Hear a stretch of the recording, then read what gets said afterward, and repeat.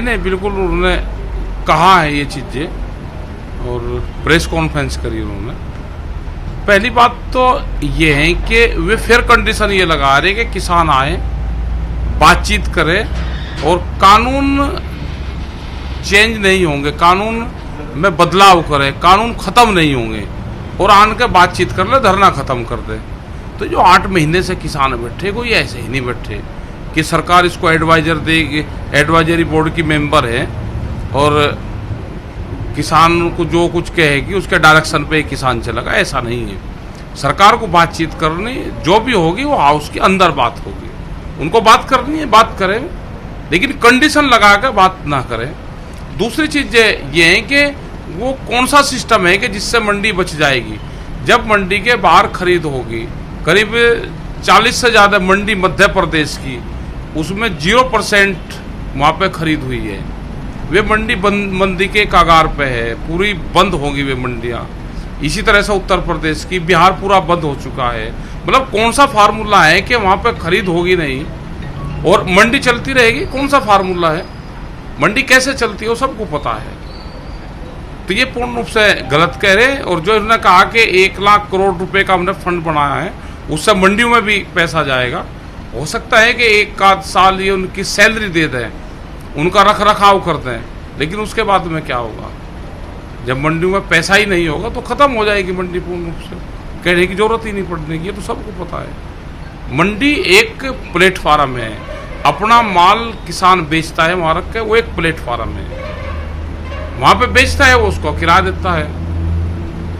बाहर वो फ्री है, व्यापारी बाहर से खरीद करेगा, मंडियों में उनकी दुकानें रहेगी और मंडी धीरे धीरे बंद हो जाएगी। जो हाल बिहार का हुआ है वही हाल पूरे देश के किसानों का होगा, पूरे देश की जो मंडियां है उसका हाल होगा। उन्होंने ये कहा है कि बजट में भारत सरकार ने घोषणा किया था कि 1 लाख करोड़ रुपए के जो इंफ्रास्ट्रक्चर फंड है उसमें एपीएमसी भी पात्र होगी। और आज मंत्रिपरिषद की बैठक में ये निर्णय लिया गया है कि मंडी समिति भी 1 लाख करोड़ रुपए इंफ्रास्ट्रक्चर की पात्र होगी और वो इस योजना का लाभ ब्याज में छूट और लोन के लिए ले सकते हैं। नहीं, कैसे ले लेगी? कहाँ से वो फिर चुकाएगी?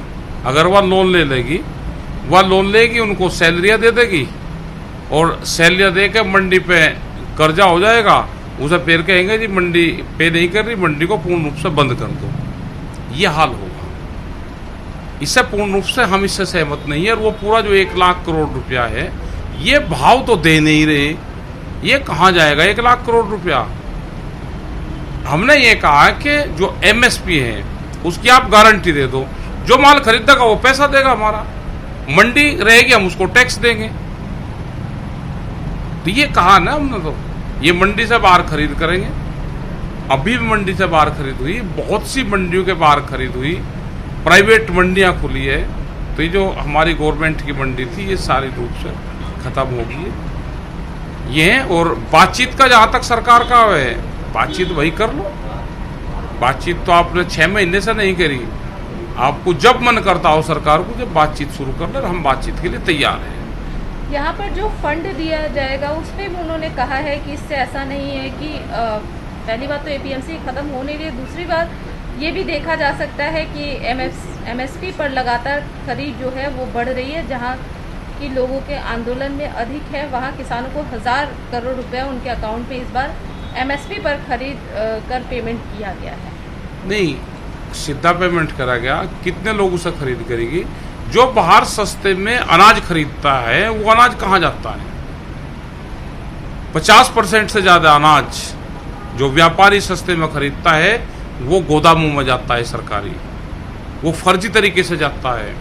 उसमें उसके कर्मचारी और जो बड़े लोग हैं वो उसकी खरीद करते हैं। जो वहाँ पर व्यापारी बैठा है वो खरीद करता है सस्ते में और वो फिर एफसीआई को और इनको देता है वो अनाज। किसान से खरीद नहीं हुई। आज भी किसान का अनाज तो बहुत अनाज घरों में पड़ा हुआ है। वो हरियाणा की आप बात कर लो, आप उत्तराखंड की बात कर लो, आप तराई वाली बेल्ट की बात कर लो, किसान का तो गेहूं की खरीद हुई। यही मक्का का हाल है, यही दूसरी जो फसलें हैं उसका हाल है। तो एमएसपी पे पूर्ण रूप से किसान की खरीद नहीं होती और बाजार उससे सस्ता है। जब तक इस पर कानून नहीं बनेगा किसान को कोई फायदा होने वाला नहीं है। लेकिन वार्ता की बात आप भी काफी समय से हाँ। कह रहे थे कि वार्ता होनी चाहिए। आज एक बार फिर सामने से कृषि मंत्री जी ने कहा हाँ। है कि वार्ता के लिए अपील की है किसानों से। क्या कहना चाहेंगे? धरना अपील की खत्म कहाँ करने- जरूरत है? वे चिट्ठी भेजे, हम जाएंगे। अपील की कहाँ जरूरत है? यहाँ कोई रिश्तेदारी गांठ नहीं उनसे अपील करेंगे। और कोई वे कमजोर है, हम ताकतवर हैं, हम कमजोर है, वे ताकत, ये तो बराबर का खेल है। प्लेटफार्म जब बिल्कुल ठीक होगा तो जब ही ट्रेन जाकर रुकेगी। ऐसे नु के धमकावेंगे भी और अपील भी करेंगे। अपील कहीं की आप चिट्ठी भेजो, हम बातचीत के लिए तैयार है, हम जाएंगे पूर्ण बातचीत करने। अगर नारियल की खेती की बात करें तो हाँ। यहाँ पर 1981 में नारियल बोर्ड एक्ट लाया गया था और उसमें भी संशोधन करने हाँ। जा रहे हैं, ये कहा है। और बोर्ड का अध्यक्ष जो होगा वो गैर शासकीय व्यक्ति होगा। हाँ, वो होगा जिसने संघ की 2 बार ट्रेनिंग कर रखी होगी, संघ का मेंबर होगा, लाठी चलानी जानता होगा, वो अध्यक्ष बनेगा नारियल बोर्ड का। बढ़ जाएगा, देख लेना। उसके पहले 4 मेंबर थे, अब 6 मेंबर होंगे और उनको सरकार भेजेगी। गुजरात को भी इसमें जोड़ा है। क्या पिड्डे नारियल के गुजरात में हो, गुजरात को भी जोड़ा है। गुजरात से भी कई मेंबर होंगे, आधे तो गुजरात से होंगे, आधे में पूरा देश रहेगा, आधे में गुजरात, ये होगा। अगर ओवरऑल कहा जाए, पूरी बात करी जाए तो यहाँ पर एक बार फिर वार्ता के लिए बुलाया जा रहा है। आपका क्या निर्णय है? किसानों का क्या निर्णय है? वार्ता के लिए आप लोग कब तक जाएंगे? आप लोगों के आगे आंदोलन की क्या रूपरेखा होगी? देखो, हमारा तो एपीएमसी पर भी आज कृषि मंत्री जी ने हाँ। बहुत सारी बातें कही।